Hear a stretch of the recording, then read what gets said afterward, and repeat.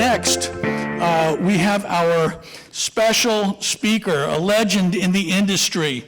We all know him, but it wouldn't be possible without the folks from PennyMac sponsoring this legend. So at this point, I'd like to go ahead and introduce Drew Diet and Kim Nichols of PennyMac. TPO, thank you very much.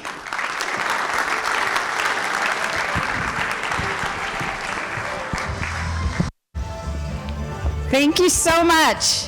It is such an honor for us to be here in this room with among some of the most talented, passionate, and driven professionals in the entire industry, and I mean that. We are with a lot of LOs. We're with a lot of groups. You guys are amazing, and congratulations on your success. It's just a privilege for us to be the keynote sponsor today. We were told as part of this sponsorship, we could take a quick minute to shamelessly promote PennyMac. So I will turn it over to Drew to do just that. Thank you, Kim. I appreciate it. Thanks, everybody, for having us. So we really appreciate it. So just really quickly, I'm going to keep this crisp and quick. 3 things to remember about PennyMac. So number 1, we have a team of professional, dedicated, seasoned account executives to help each and every one of you through your transactions. They're going to partner with you. They're going to, kind of help you every step of the way. And I want to introduce our team over here. If you'll quickly come up.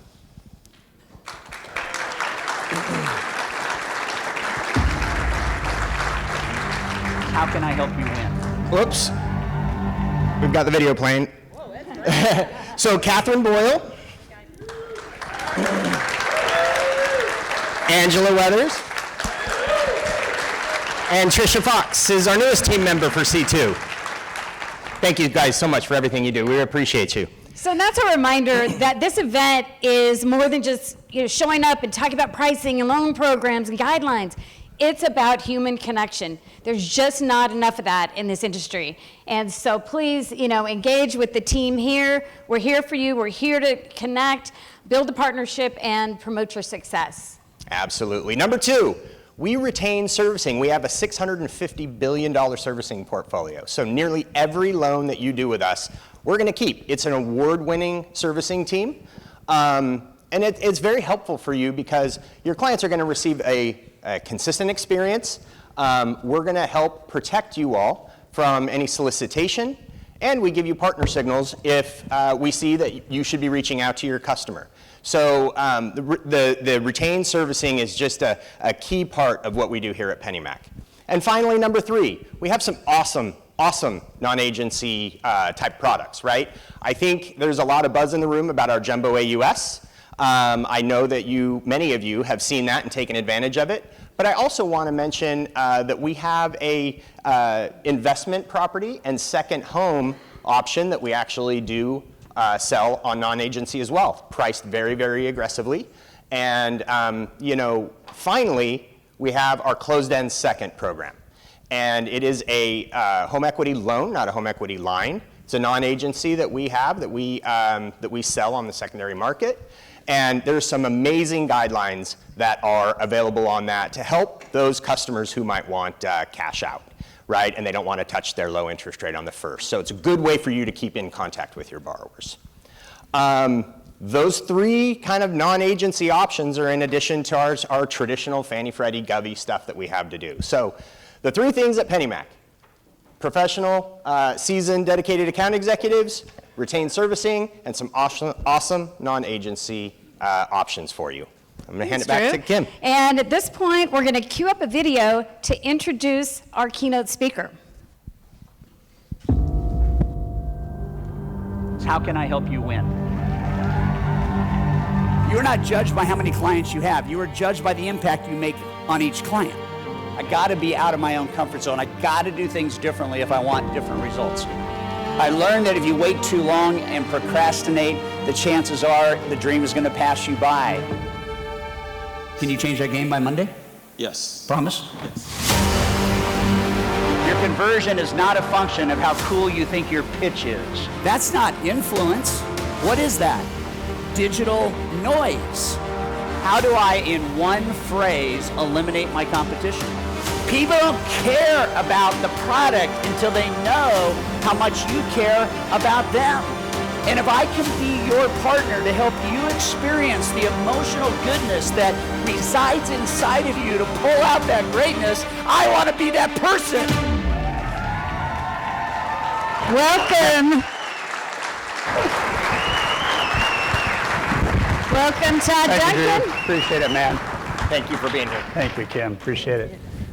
Big round of applause for Penny Mac. Hey, let's get a picture. Come here. This is a moment. We just got to get it. You got to capture moments as they come.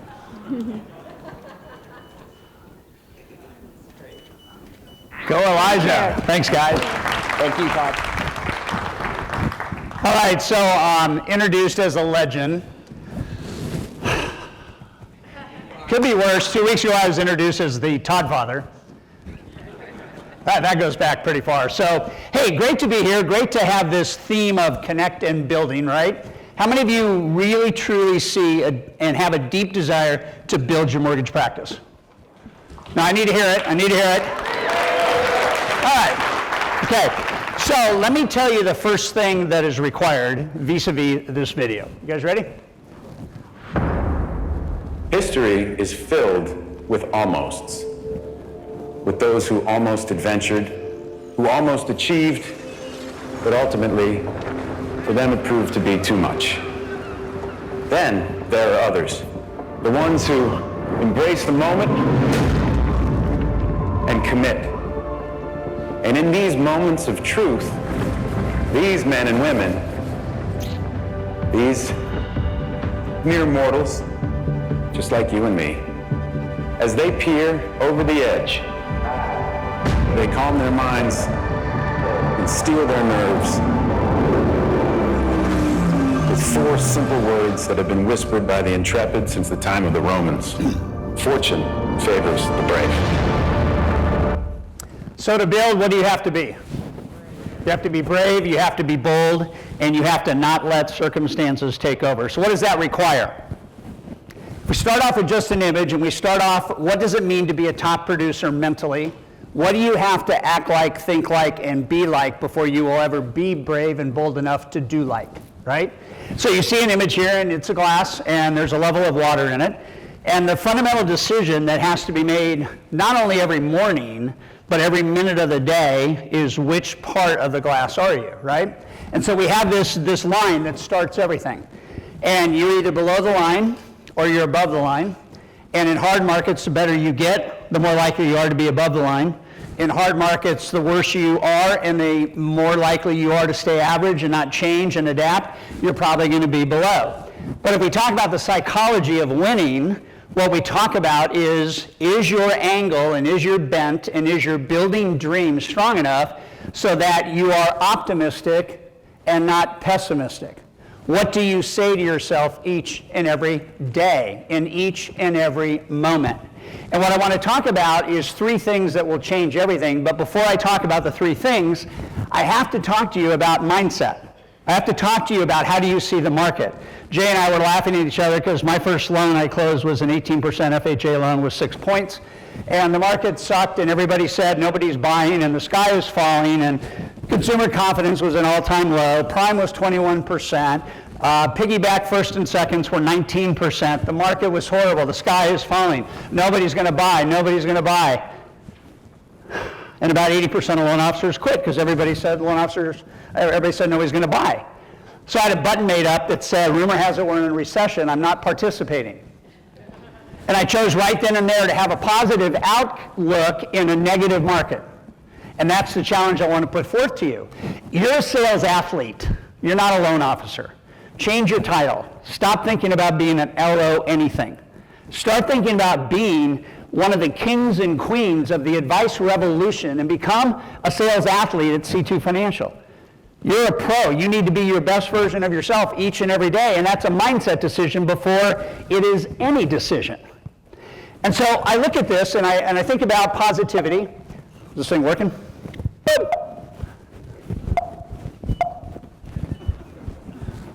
There we go. So Phil Mickelson and I are friends, and this is the Masters in 2023. And this is the rankings on Friday.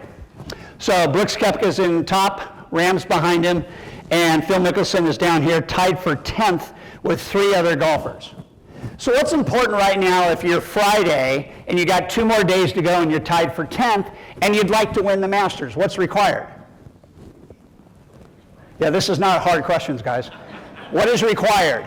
Bravery, boldness, and mindset, right? So you look at Brooks Koepka, and if you look at the footage from 2023, he fell apart starting Friday afternoon, continued to fall apart on Saturday, was at the very, very top, and Jon Rahm sees a chance to what? Close the gap, right? Close the gap. But Phil's all the way down here tied for 10th. So what are you thinking right now on Friday that you have exactly 18 holes to win the Masters? You're thinking positive, you're thinking bold, you're thinking, right? And so as we roll around to Sunday, this is what happens. So Koepka comes down to second, Jon Rahm goes to first, Phil Mickelson, who was tied for 10th, down here with Fitzpatrick, Morikawa, Schauffele, and Scheffler. Look how much the income difference is because somebody had bravery, boldness, married it with skill and positivity.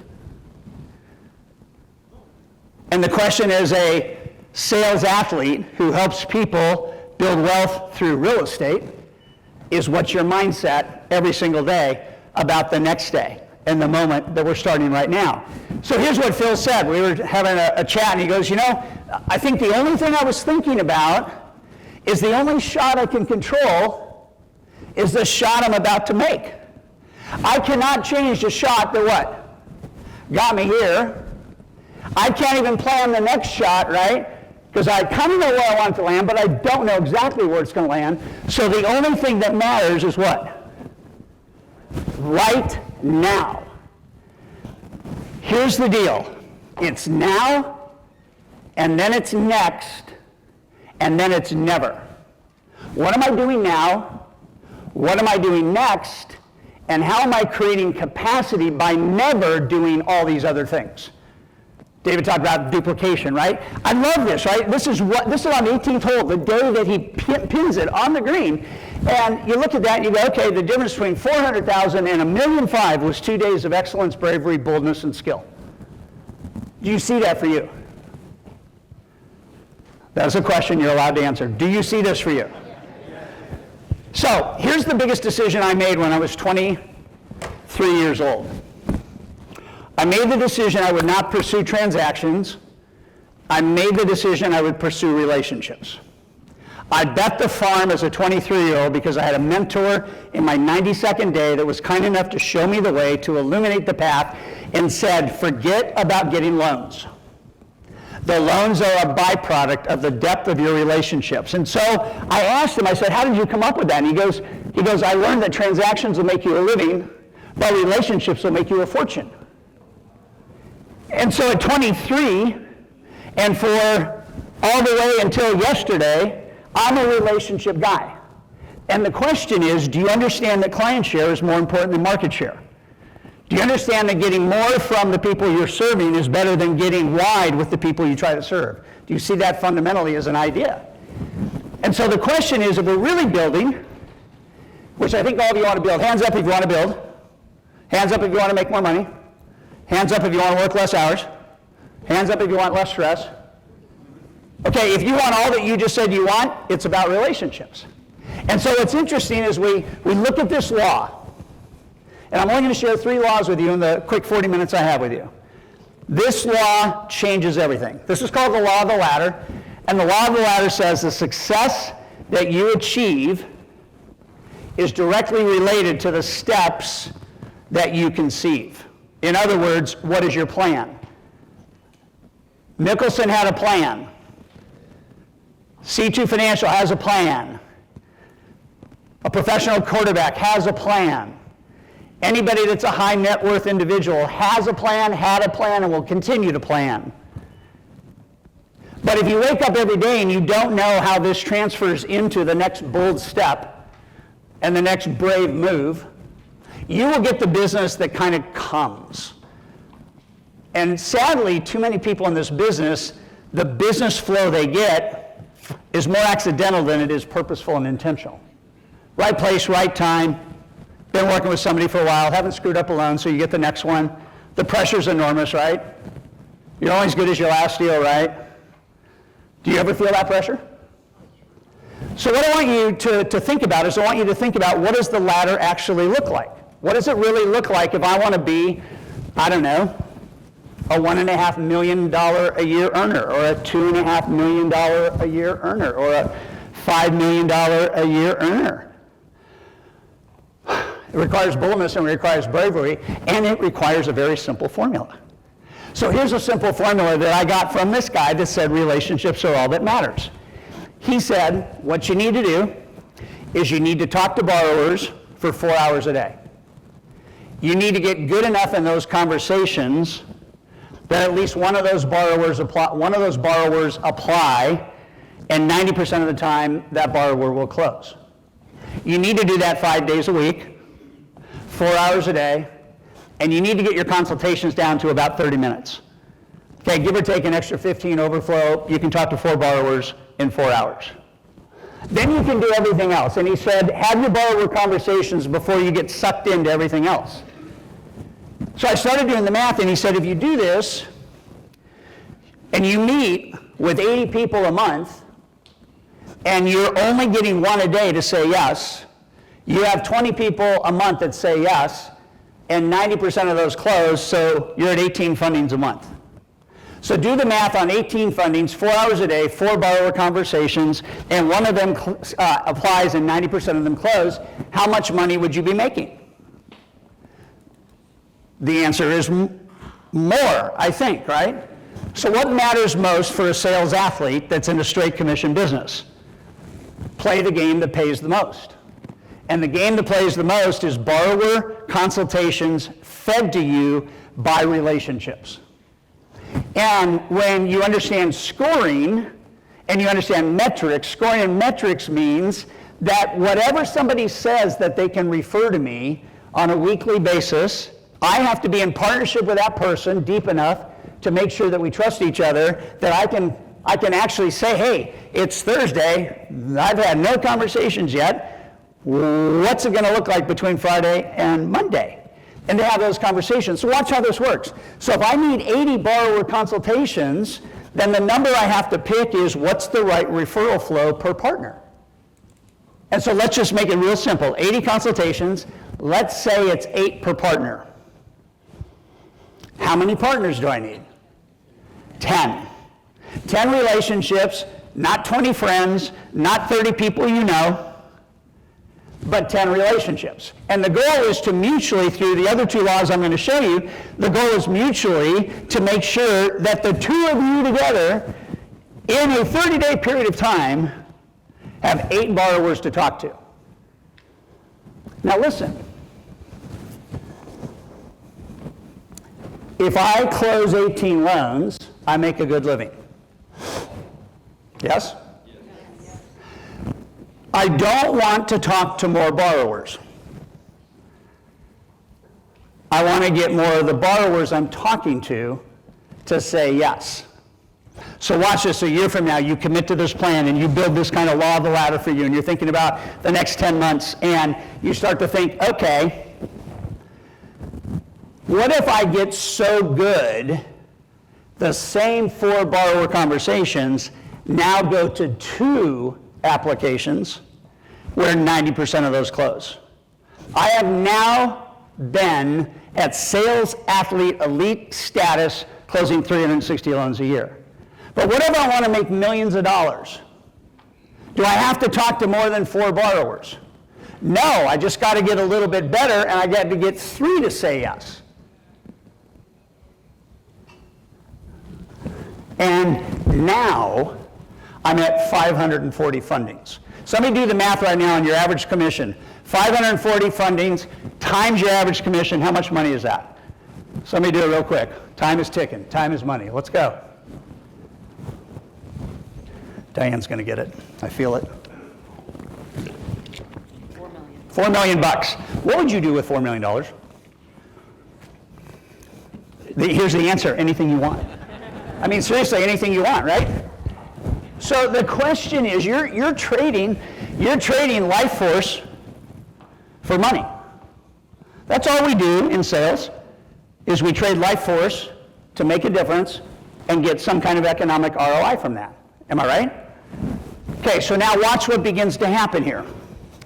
You don't have to do more to make more. You have to do what you do better, and the rest will come to you. So you look at this and you go, okay, law of the bullseye. Jack bought 2 of my books this year, right? You've been a loan officer since January? And he's got both books, so he might know these laws. This, to me, is the best relationship law that could ever have been written. And am I bragging? Yes. No, because the law of the bullseye is what most loan officers don't get. You don't do business with anybody at any time, anywhere, at any place. You do business with partners. And the law of the bullseye, as the visual says, if you don't aim for the best prospects, you're likely to do business with any prospect. Would you rather get 10 loans in a month from 10 realtors, or would you rather get 5 loans a month from 2 realtors each, or would you rather get 10 loans a month from 1 realtor? What would you like?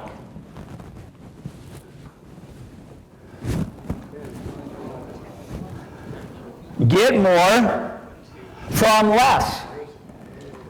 David's talking about all these mega people in the 1800s that built businesses, you know, and Carnegie is one of the great examples. Do you know that Carnegie would today, if his wealth were adjusted for today, would be worth $70 billion more than Elon Musk? And one of the things he said in his 7-step essay on life was, put all your eggs in one basket. And take care of the basket. How do you get $27 million in fundings from 1 realtor? Relationship. And by the way, average loan amount, $82,000. You go for the best. And to go for the best, you have to be your best. And to be your best, you got to be game ready. You got to practice more than you play. You got to practice the borrower consultation like 1,000,000 times, and then you'll be at the top of the stack from an advisory standpoint. It's called demand pull. You don't have to sell anymore. You wait for people to come to you because your reputation is so good that you get referred like crazy, which is part of the end of the presentation. But look at this. How many people do you need to fund 540 loans a year? 10. Now, I know that may not be your dream. I would like you to test your belief, though, because your limits begin when your belief ends. And I am an unlimited thinker. I'm building the world's largest digital video library ever on performance instruction. It is the Netflix of education. I have users in 47 countries. It was like, what's next? Well, if I do Sales Mastery during COVID and I have 44,000 devices connected instead of the normal 2,000 people that are in the room, I all of a sudden have like a clue. What's the clue? The clue is technology is here to stay. I can take a 1-hour video and run it through our AI engine, and it will come up with 10 1-minute points that are the main points of the video. I can do anything. I can dream really big. We want 1 billion users. And you're going, what are you talking about? 1 billion users. Why couldn't we do that? Our AI translates into 100 languages fluently. Why wouldn't I do that? Do you know what the conversion rate is with 1 billion users based on the world population? 12%. That is easy. 12%. That's all it is. We're talking about 75% conversion with a borrower. 12% is 1 billion users. Why am I doing it? Because I don't want to die bored. No, I have nothing to prove, but I have everything to offer. You know, I have 7 million clients. I have 22 books. You know, it's been a beautiful journey. Some highs and lows, some wins and some losses, some periods of time where I almost lost it all and had a financial crash. But I never stopped dreaming. My friend told me when I was 21 years old, he said, if your memories of yesterday are bigger than your dreams for tomorrow, you're already dead. So how long should you be dreaming? You should die with a dream. You should go that far. I want to be like Norman Vincent Peale. 96 years old, last speech in his wheelchair. 2 days later, he passes away. That's how I want to go. But I want to live to 130, because apparently the technology right now is saying that we can extend our lives by 25 years. So then the second law is the law of the scale, or third law. So we have ladder, bullseye, scale. If you want more business, have fewer clients. Wow. So what does that mean you have to be to have fewer clients to get more business? Somebody shout it out. You have to be really good. You have to be really good. Check this video out, because I'm going to show you the video, I'm going to show you how it works, and then I want you to answer a question. Here we go. The story is about Team Sky, which is Great Britain's professional cycling team. Sometime in the mid-2000s, around 2010, they hired a man named Dave Brailsford. And at the time, Team Sky had a very middle-of-the-road record when it came to performance on the world stage. They had won about 1 gold medal in the last 100 years, from 1908 to 2008. They had never won a Tour de France, the premier event in cycling. And when they hired Dave Brailsford, they said, we would like to change this. We'd like to improve our performance. We'd like to reach a higher level of performance. What's your plan to help us do that? And when they hired Brailsford, he said, I have this strategy called the aggregation of marginal gains. And the way that he described it was the 1% improvement in nearly everything that you do. And so they started by looking at a lot of things you would expect a cycling team to look at. They improved their bike tires and made them slightly lighter. They put a more ergonomic seat on the bike. They had their riders wear biofeedback sensors so they could see how each person responded to the training and practice that they did each day. They had their outdoor riders wear indoor racing suits because they were lighter and more aerodynamic. But then they did a variety of things that you wouldn't expect a cycling team to do. They split tested different types of massage gels to see which one led to the best form of recovery. They taught their riders how to wash their hands to reduce the risk of infection and keep them healthy. They even figured out what kind of pillow led to the best night's sleep for each rider, and then brought that on the road with them to hotels. So Brailsford said, if we can actually execute on this strategy, if we can aggregate all these small changes, these little 1% improvements, then I think we can win the Tour de France in about 5 years. He ended up being wrong. They won the Tour de France in 3 years, and then they repeated again the 4th year with a different rider. And then just last year, they won for the 3rd time in 4 years. And Brailsford's strategy really came to fruition at the Olympics in London in 2012, when they won 70% of the gold medals available. And so what I'd like to start us off with is the idea that small improvements actually can add up to a very significant change in a relatively short period of time. And this is just basic math, all right? If you get 1% better each day over 365 days, you end up 37 times better at the end of the year. If you get 1% worse, you take yourself almost all the way down to zero. Now, you might say, okay, well, 1% improvements are nice, but clearly no one is going to get 1% better every single day. So is that ever enough to accumulate to anything, considering that we're not going to be perfect all the time? And I would argue, yes. In fact, you can get 10 times better if you get 1% better 5 days a week, 46 weeks a year, so it's about 230 days in total. That gives you 6 weeks off for holidays, illness, laziness, and just generally not getting things done. But you're still 10 times better at the end of the year.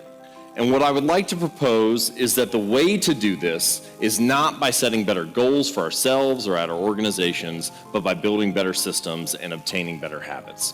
In fact, you could say that the goal had never changed. They wanted to win a Tour de France each year. They wanted to win Olympic gold medals. It wasn't the goal that made the difference. Instead, it was their system, the way that they applied those improvements in a 1% basis day after day.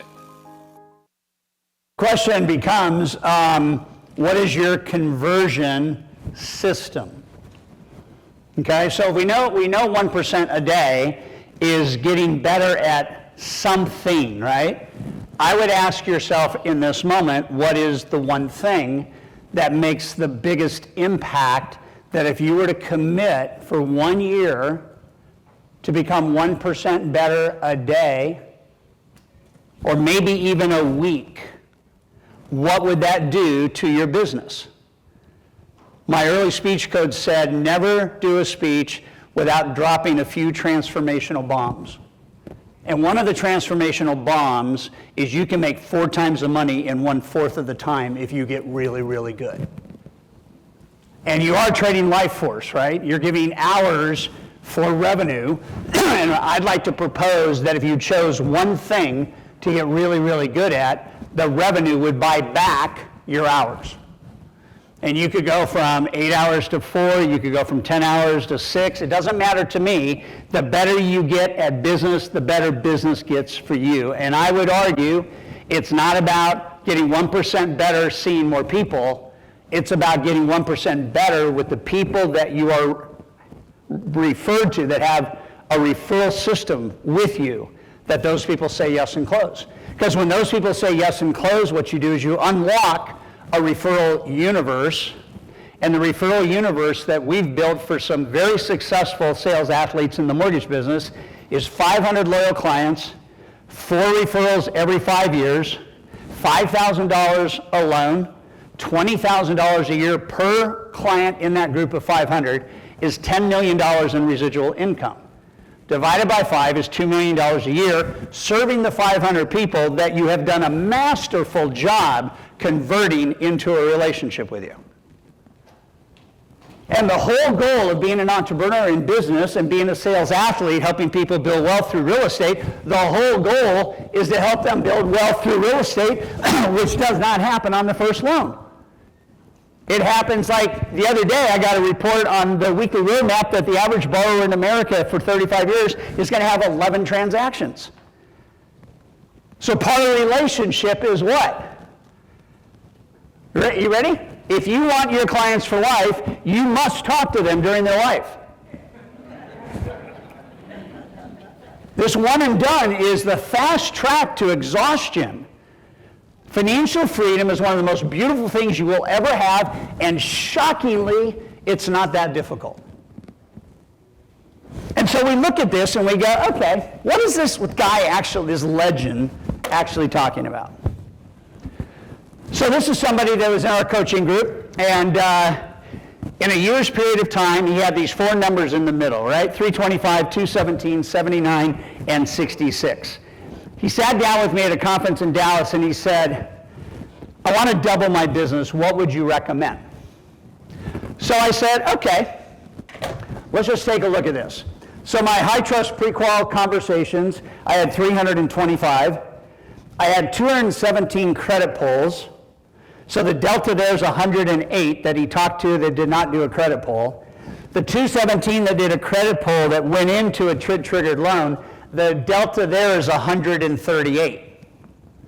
So with 79 fundings with a 66% funding ratio, or 66 loan funding ratio, which is an 83% loans in funded, that's not a bad ratio, 83, 85, 87%. I said all we have to do is do the simple math. What if you got 1% better at the conversation with borrowers every week for the next 52 weeks? 1% better. Are you with me? You sure? Yes. Take the 52% times the 138, he gets another 72 loans. He's not seeing more people. What is he doing?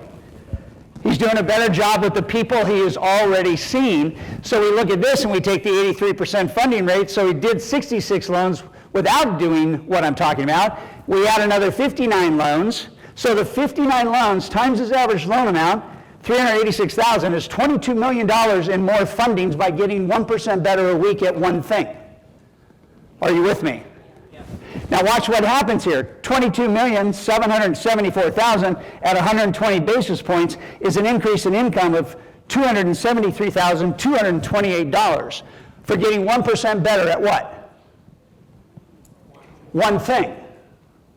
So we take the $273,000 and we take the 72 and we divide that out to create an hourly rate with the new 72, and assuming he's spending an hour with them, which he wasn't, it's $3,700 an hour.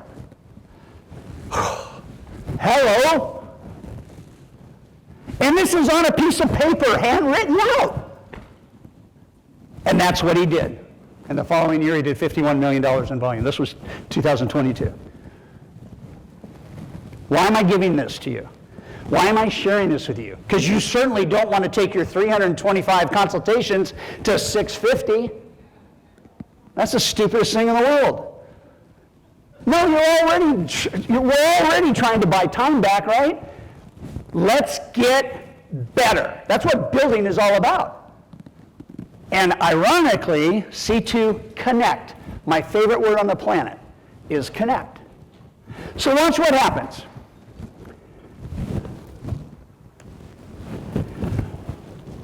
So this is a study we did 32 months ago. We started surveying people in the loan business. We started asking them time spent in consultations, and we started making a kind of an observation. The observation was that most people doing loans have not mastered the art of conversational productivity.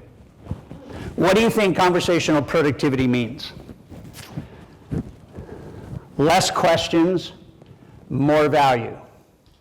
More listening, less talking. Fewer questions that have more value rather than a lot of questions that really don't matter. And if you look at this, we studied and studied and studied and studied, and we found something very interesting. The less words a loan originator used in a borrower dialogue, and the less words they used in a realtor interview, the higher their conversion rate went.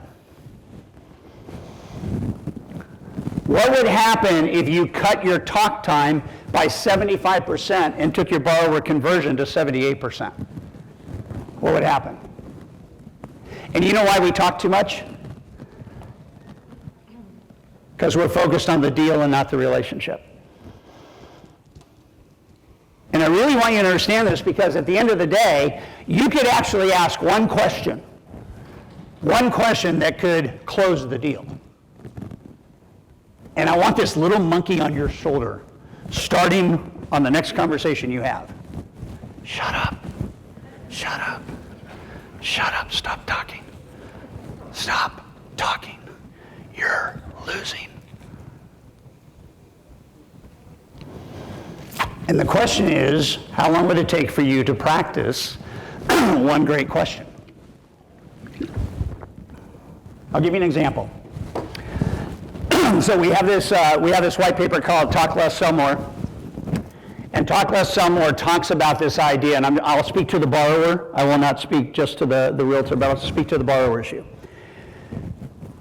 And we put 200 loan officers through a test trial of Talk Less, Sell More.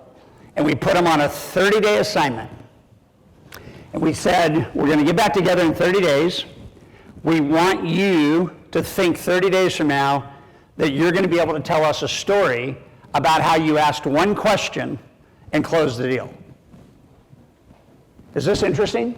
I mean, I'm an efficiency junkie. I'm a builder guy. I'm like, why talk to a bunch of people that say no?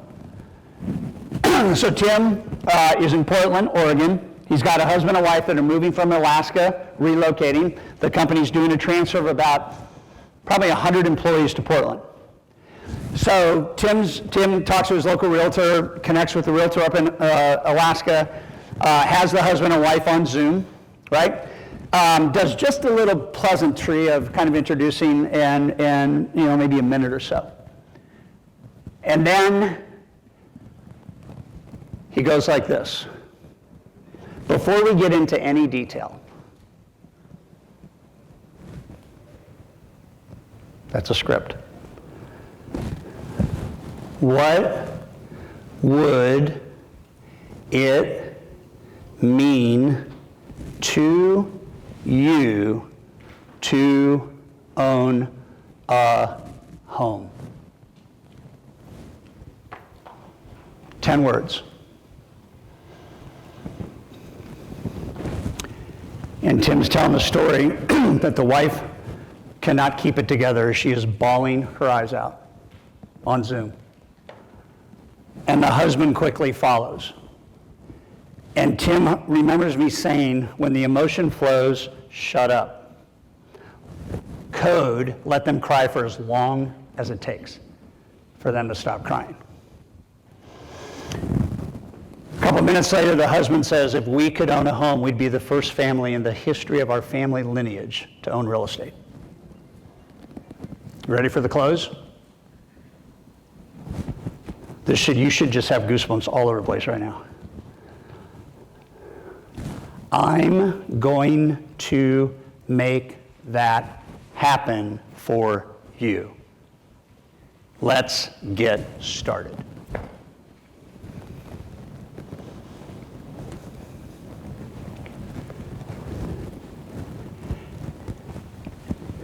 The number of questions you ask does not matter. And the faster you get into the details of the loan, the more likely you are to lose. You connect to convert. You can't convert unless you connect. And buying real estate and financing that real estate acquisition is a very emotional deal. And most of us speak logic. And all I want to inspire you to do is stop talking about the economics. Spend 20% of the entire dialogue on economics. 80% what? Right here. Get into the heart. So see if you can find out how this happens. Play, please. It played earlier. Let me go back.